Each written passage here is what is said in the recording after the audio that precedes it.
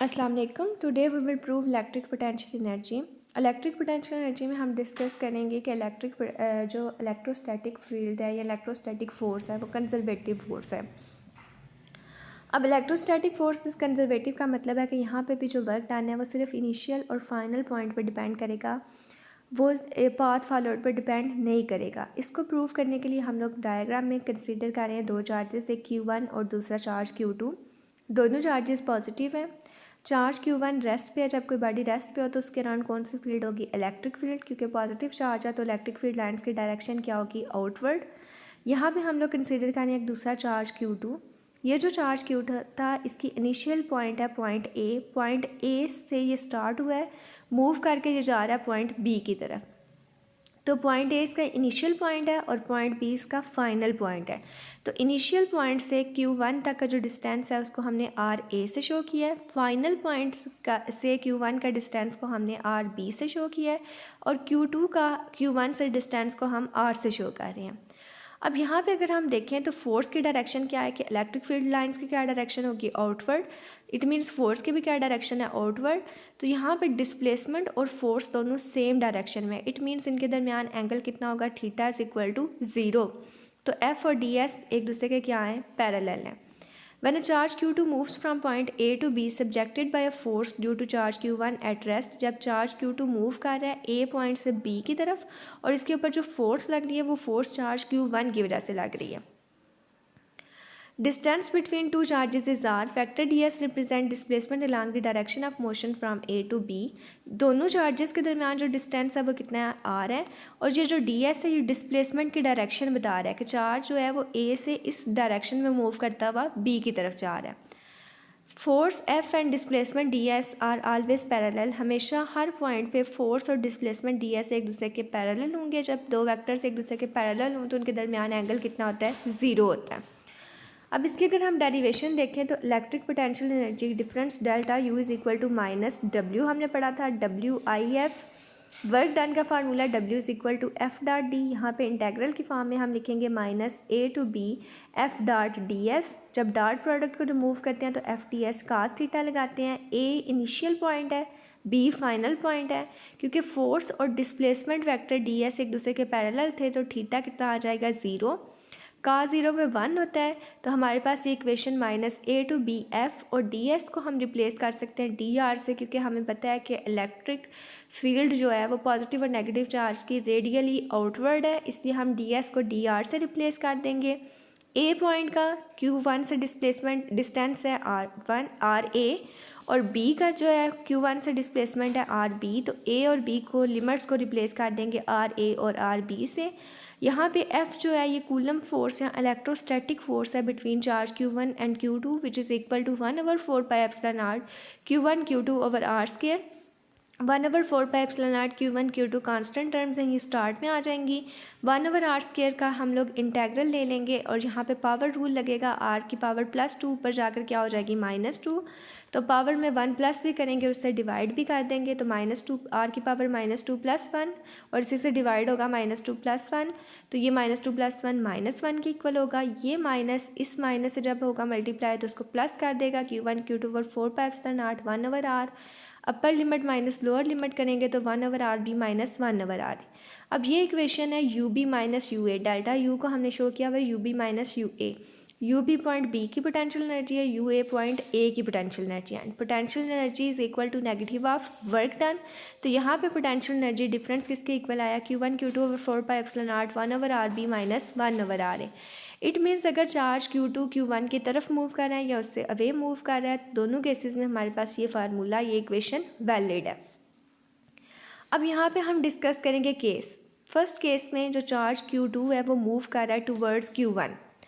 तो अपनी फिगर से हम देखेंगे कि जब चार्ज Q2 Q1 की तरफ मूव करेगा तो जैसे ये इसके करीब आता जाएगा, यहाँ से क्रॉस करके यहाँ पे आएगा तो जो डिस्प्लेसमेंट है इसका वो डिक्रीज़ होना शुरू हो जाएगा, यानी RB कम होता होता RA से भी कम हो जाएगा। So when RB is less than RA, तो जब RB लेस दैन RA हो जाएगा तो हम लोग अगर अपनी इस इक्वेशन में उसकी वैल्यू पुट करें तो जब भी RA लेस दैन RA होगा तो अगर आप इसकी जगह 1 पुट करें R B is equal to 1 and R A is equal to 2, तो आपके पास इस इक्वेशन का जो आंसर आएगा वो पॉजिटिव आएगा, that is delta U greater than 0। इसी तरह हम सेकंड केस कंसिडर करते हैं when Q2 moves away from Q1। तो हम देख रहे हैं कि जैसे ही हम Q2 अवे मूव करता जाएगा Q1 से, तो अवे मूव करते हुए क्या होगा कि इसका जो आर बी डिस्टेंस है आर ए से इंक्रीज़ होता जाएगा। तो जब ये इंक्रीज़ होगा तो इस इक्वेशन में अगर आर बी की जगह हम 3 पुट करें और आर ए की जगह 2 पुट करें तो हमारे पास इक्वेशन का आंसर नेगेटिव में आएगा। That means delta U is less than 0। तो जब चार्ज Q1 की तरफ मूव करेगा तो डेल्टा यू ग्रेटर दैन 0, जब उससे अवे मूव करेगा तो delta U less than 0। Second, अगर हम यहाँ पे देखें तो आर ए और आर बी के अलावा एक और यहाँ पे प्रोडक्ट में है Q1 और Q2। Q1 Q2 चार्जेस के चार्ज क्या है, अगर दोनों चार्जेस पॉजिटिव हैं तो यही इक्वेशन रहेगी, अगर दोनों चार्जेस नेगेटिव हैं तो माइनस माइनस प्लस हो जाएगा, फिर भी इक्वेशन सेम रहेगी।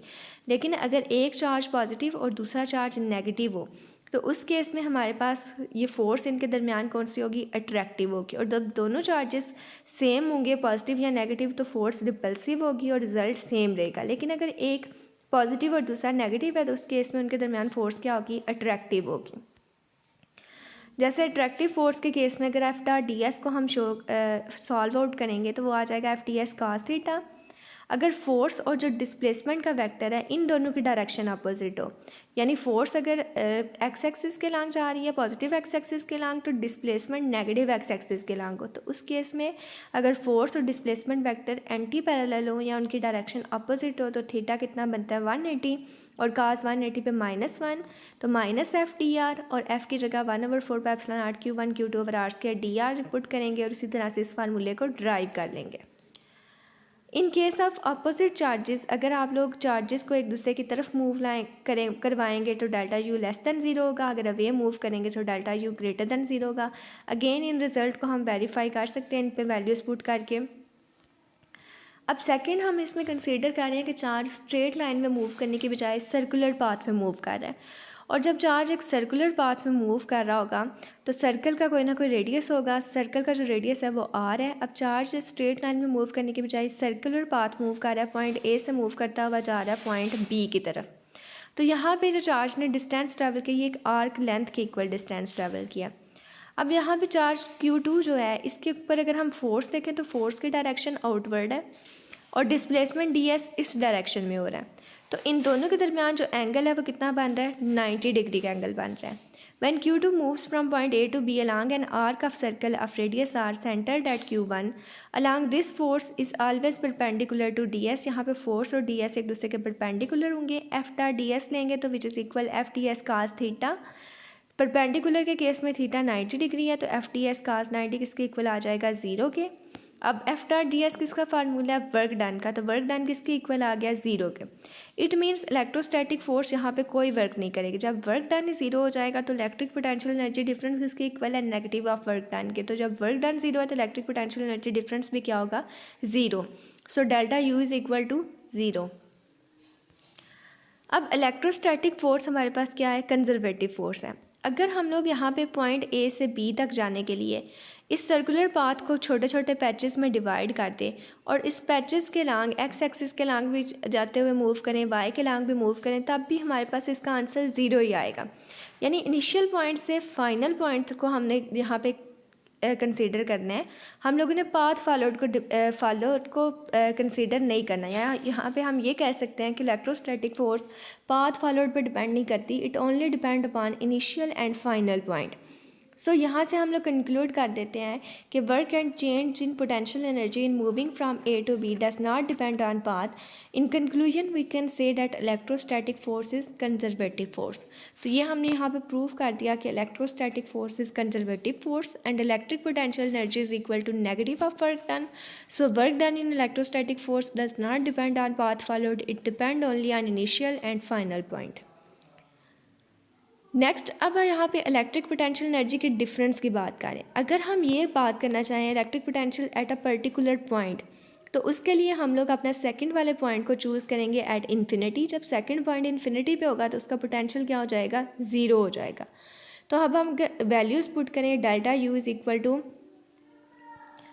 के 1/4πε0 Q1 Q2 over R square D R की वैल्यू पुट करें अपनी इस इक्वेशन के अंदर। तो जब हमारे पास यू ए ज़ीरो हो जाएगा तो 1/∞ भी क्या आ जाएगा, ज़ीरो आ जाएगा। तो बाकी इक्वेशन में रह जाएगा Q1 Q2 ओवर 4πε0 1/RB और इस साइड में क्या रह जाएगा, यू बी। तो सबस्क्रिप्ट को ड्रॉप करें तो हम इसे जनरल फॉर्म में लिख सकते हैं, u is equal 1/4πε0 Q1 Q2 over r, या 1/4πε0 की जगह k पुट करेंगे तो जनरल फॉर्म में हमारे पास आ जाएगा u of r is equal to k Q1 Q2 over r। इसी तरह ग्रेविटेशनल पोटेंशियल एनर्जी इक्वल आती है u of r is equal to -c m1 m2 over r। अब ये दोनों फार्मूले भी सेम है, यहाँ पे Q1 Q2 है, ग्रेविटेशनल में m1 m2 है, यहाँ पे इलेक्ट्रिक कांस्टेंट k है, यहाँ पे ग्रेविटेशनल कांस्टेंट g है।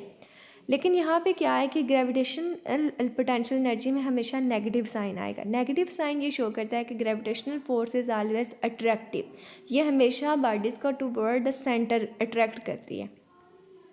Thanks for listening.